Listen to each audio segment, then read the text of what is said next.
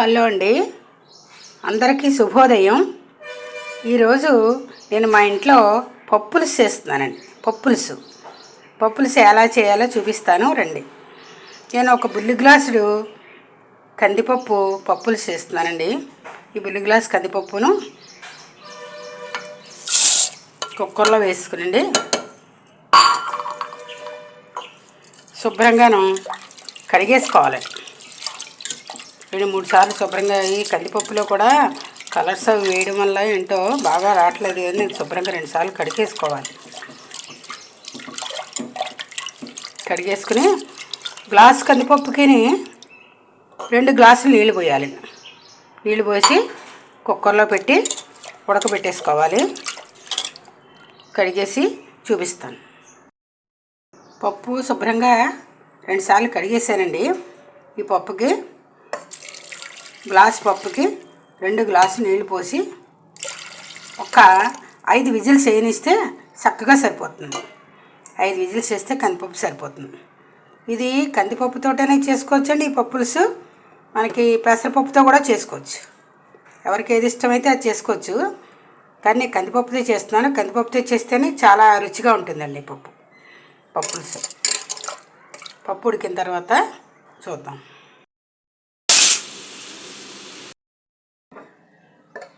ఇదిగోండి, పప్పు శుభ్రంగా ఉడికిపోయింది మెత్తగాను. పప్పు ఇప్పుడు నెక్స్ట్ ఏం చేద్దామంటే అండి,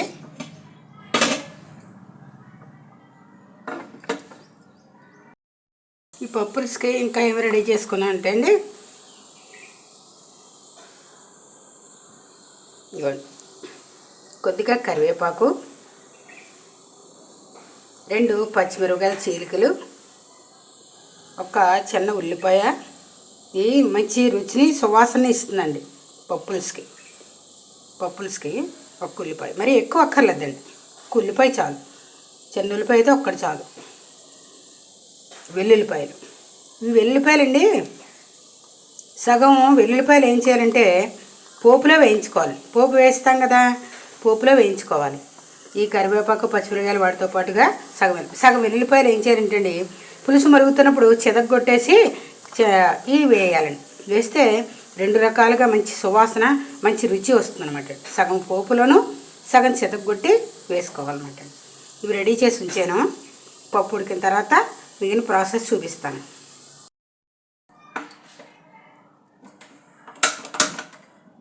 స్టవ్ వెలిగించుకునండి. గిన్నె పెట్టుకుని ఒక 2 చెంచాలు ఆయిల్ వేసుకుందాం పోపుకి.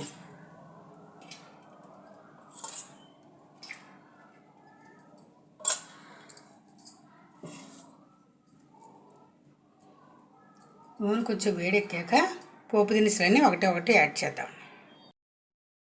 నూనె వేడైందండి, పోపు దినుసులు ఒకటి వేసుకుందాం.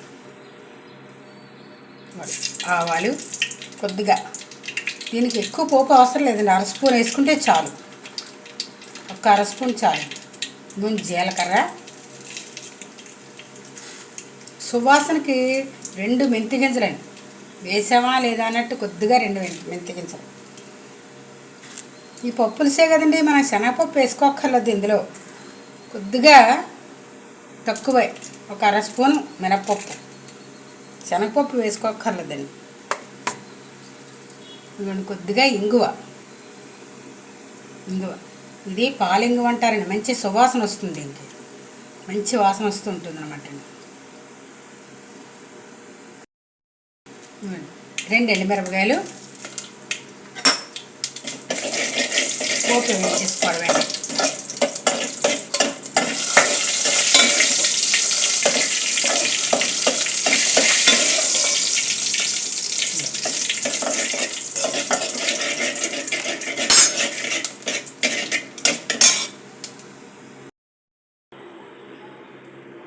పోపు వేగిన తర్వాత అండి వెల్లుల్లిపాయలు వేసేద్దాం. కొన్ని వెల్లుల్లిపాయలు వేసేసి వెల్లుల్లిపాయలు, పచ్చిమిరపకాయలు, కరివేపాకు, ఒక ఉల్లిపాయ కూడా తరిగి ఉంచుకున్నాం కదండి. ఈ ఉల్లిపాయ ముక్కలు వేసేసి శుభ్రంగా వేయించేసుకుందాం. ఇవి బాగా వేగాలి, కొంచెం ఉల్లిపాయ అవి కొద్దిగా వేగాలి. ఉల్లిపాయ కరివేపాకు పచ్చిమిరపకాయలు కూడా ఒక 5 నిమిషాలు వేగితే మంచి రుచి వస్తుంది. సిమ్లోనే జాగ్రత్తగా వేయించుకోవాలి. దీంట్లోనూ కొంతమంది పప్పులుసులో టమాటా వేస్తూ ఉంటారండి. టమాటా వేయడం వల్ల పప్పులుసు రుచి మారిపోతుందండి. అది పప్పు టమాటాలాగా అయిపోతుంది, టేస్ట్ రాదు. అదొక విధమైన టేస్ట్ ఉంటుంది. నేను పప్పులుసులో అయితే టమాటా వేయనండి, చారులో వేస్తాను కానీ పప్పులుసులో వేయను. ఎందుకంటే ఈ పప్పులుసు టేస్ట్ మారిపోతుంది టమాటా వేయడం వల్ల. అందుకని టమాటా వేయలేదు. ఇవన్నీ చక్కగా వేగిన తర్వాత అండి మనం చింతపండు పులుసు వేస్తాం కదా. చింతపండు పులుసులోను ఆ చింతపండులో ఒక చిన్న అదో విధమైన తీపి ఉంటుంది. మంచిగా ఆ తీపికి దానికి మంచి రుచిగా ఉంటుంది అన్నమాట. పప్పులుసు అయితే మరి పూర్వం ఇలాగే చేసుకునేవాళ్ళం. ఇప్పుడు కొంతమంది ఇష్టమైన వాళ్ళు ఒక టమాటా కూడా వేసుకుంటారు మరిగేటప్పుడు. నేనైతే వేయను, టేస్ట్ మారుతుంది, పప్పులుసు టేస్ట్ మారిపోతుందని. ఇదిగోండి, నేను ఇలా బాగా వేగుతున్నాయి చేశారా. వేగాలి, ఇంకా కొంచెం సేపు వేగితే. నేను వేసిన పప్పులుసుకి కందిపప్పుకి సరిపడా చింతపండు నానబెట్టుకుని ఉంచుకున్నానండి ముందుగా. పప్పు కుక్కర్ మీద పెట్టిన వెంటనే మనం చింతపండు నానబెట్టుకుంటే మనకు పప్పు ఉడికేటప్పుడు చింతపండు నాని ఉంటుందండి. ఈ చింతపండు నీళ్ళల్లోనే కాస్త పసుపు కూడా వేసేస్తాను. వేసి ఇలాగా చక్కగా నలిపి ఉంచుకుంటే అండి తొందరగా నానిపోతుంది, శుభ్రంగా గమ్మున నానిపోతుంది. పులుపు అంతా చింతపండులో పులుపు అంతా దిగి ఉంటుంది.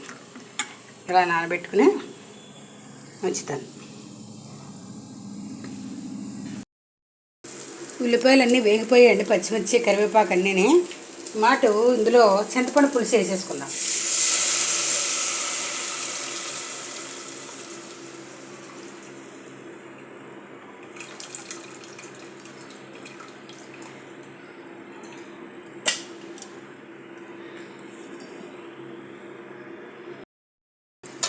చింతపండు పులుసు వేసాను కదండి.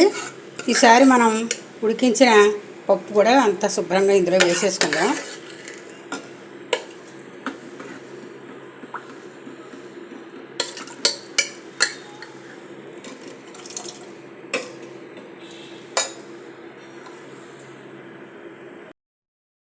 ఈ పులుసులోనండి ఇది ఒక చెంచా నేను ధనియాలు అన్నీ వేసి, వెల్లుల్లిపాయలు ధనియాలు అనేసి కూర కారం ఆడుకుని ఉంచుకున్నాను. ఇది పులుసుల్లో కూడా వేసుకుంటే మంచి సువాసనగా ఉంటుందండి. పోపు అన్నీ వేసినవి, ఇంగు వేసినవి, ధనియాలు వేసినవి, కారం కూడా వేస్తే పులుసు చిక్కదనం వస్తుంది, మంచి రుచి సువాసన కూడా వస్తాయి. అది కూడా ఒక్క స్పూన్ వేస్తాను నేను. పులుసులోను అన్నీ వేసిన తర్వాత అండి 2 వెల్లుల్లిపాయలు ఇలా చెదగొట్టి వేసుకుంటే మరుగుతుంది, మంచి సువాసన వస్తుంది అన్నమాట. 2 పులుసులో అన్నీ వేసాము.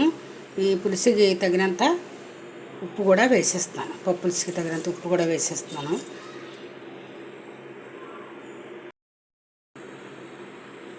ఉప్పు సరిపోయిందో లేదో ఇప్పుడే చూసుకోండి ఒకసారి. నేను వేసిన ఉప్పు నాకు కరెక్ట్గా సరిపోయింది. చాలాపోతే ఇప్పుడే కొంచెం ఉప్పు కూడా వేసుకుంటే మరిగిపోతుంది కదండి, సరిపోతుంది.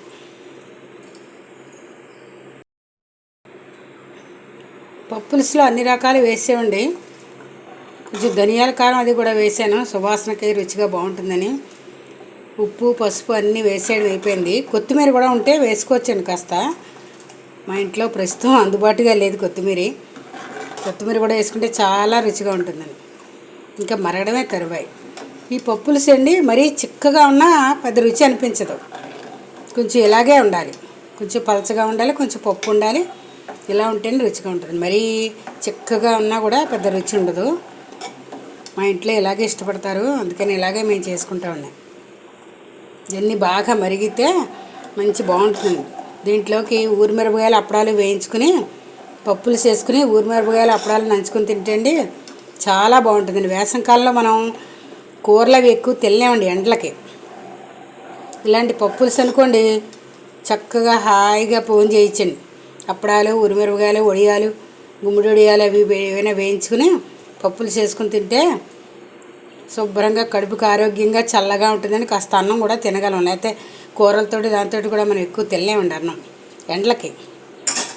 అదనమాట. బాగా మరిగింది, రెడీ అయిన తర్వాత మళ్ళీ చూపిస్తాను. ఇదిగోండి పప్పులుసు చక్కగా మరిగిపోతుందండి. అన్నీ వేసాం కదా, చక్కగా మరుగుతుంది. బాగా మరగాలండి. మరిగితేనే ఒక 5 మినిట్స్, ఒక 8 మినిట్స్ బాగా మరిగితేనే ఇవన్నీ సువాసన అన్నీ కూడా దిగి పులుసు కూడా మంచి రుచిని ఇస్తుందండి. వెల్లుల్లిపాయలు, మామూలు ఉల్లిపాయ, కరివేపాకు అన్నీ, ఈ ధనియాల పొడి, కూర పొడి వేసాం కదండి కొంచెం, అది కూడా అన్నీ వేయడం వల్ల మంచి రుచి వస్తుంది.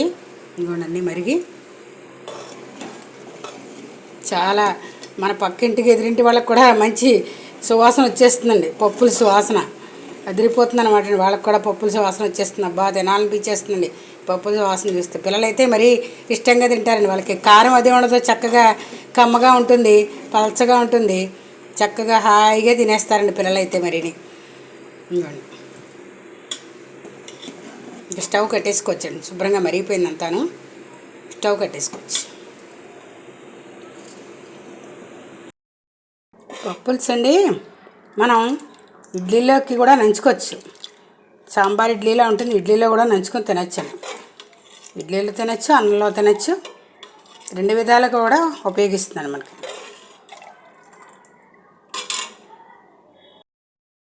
ఇవ్వండి పప్పుల్స్ రెడీ అయింది. డిష్ అవుట్ చేసాను. ఇదిగో మీకు నచ్చిందండి. మంచి టేస్టీగా మాత్రం కుదిరిందండి మాకు ఈవేళ. పప్పులుసు ఉంటే తొందరగా పప్పులుసు వేసుకుని అన్నం తినేయాలనిపిస్తుందండి. అంత సువాసనగా, అంత కమ్మగా, అంత హాయిగా ఉంటుందండి తినడానికి. వేసవికాలం చక్కని ఐటమ్ అండి ఇది.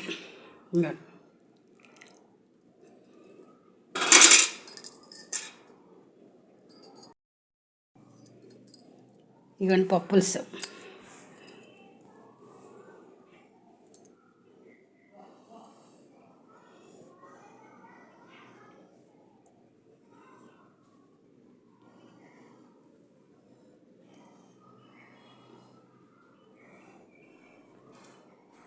Like, share and subscribe.